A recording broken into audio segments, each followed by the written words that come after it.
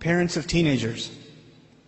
Parents of teenagers come to me all the, I have my son, he just doesn't listen to me anymore. Can you talk to him? Like I have some prescription drug that I carry with me that, or you know what it is? The son comes over, I'm going to be like, and all of a sudden, he'll be this amazing kid. But if you just talk to him, no. What if you talk to him? And where were you when there was time to talk to him? Let me tell you something I'm going to talk about parents first a little bit, then I'll talk about couples, and that's the only time we have. Two things. Two kinds of fundamental relationships, your relationship with your children and your relationship with your spouse. So we'll talk about some very basic things in regards to both. When your children are when they're 5, 6, 7, 2, 3, 4, you know what the most important thing is? I have 5 of those, I could tell you. The most important thing to them is your approval. They want to make you proud, man. They want to show you what they did. I'll be on an important work phone call. And my son will come over, my 2-year-old will come over. Abba. Like, okay, hold on. What is it?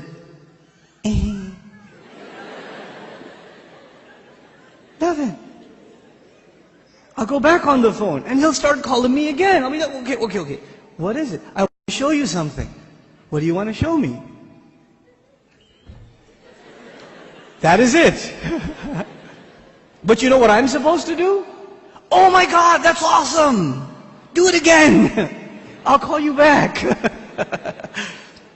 You're supposed to appreciate what your children do. They live for that.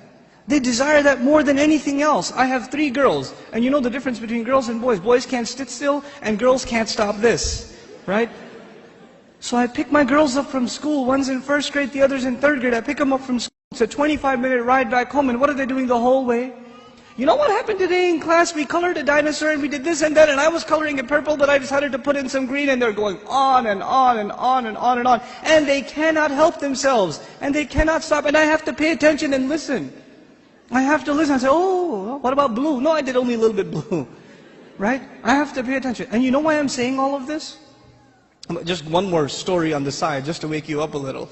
I share this story all the time. My oldest daughter, my eldest, Husna, when she was younger, she was really into finger painting.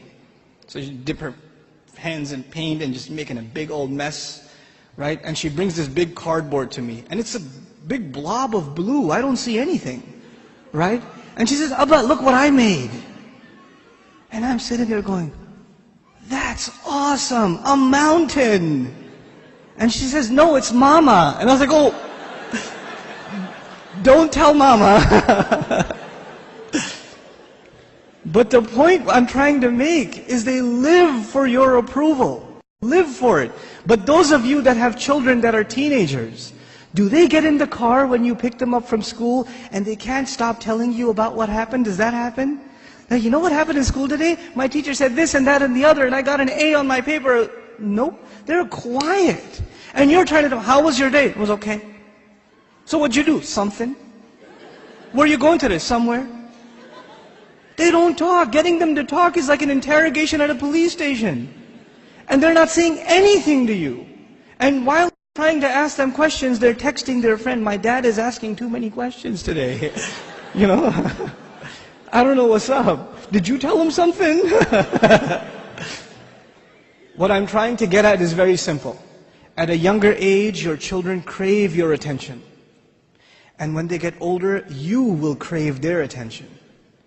But if you don't give them attention when they're tiny, when they come to you with their toys and you say, go in your room, I'm watching the news. The game is on, could you take him please? Come on, I had a long day at work. I don't want to deal with this right now.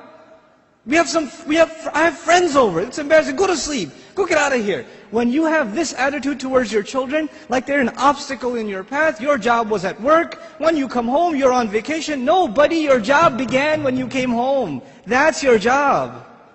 What you did over there is just to fulfill your real job at home. Be a father. I'm talking to the men here. Be a father. Spend time with your children.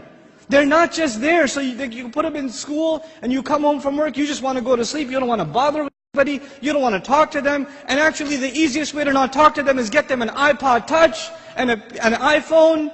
and get them a computer and a laptop in their own room with high-speed internet, so you don't even have to look at their face. They could just be in their room all day, Facebooking, finding themselves a new set of parents online. Seriously.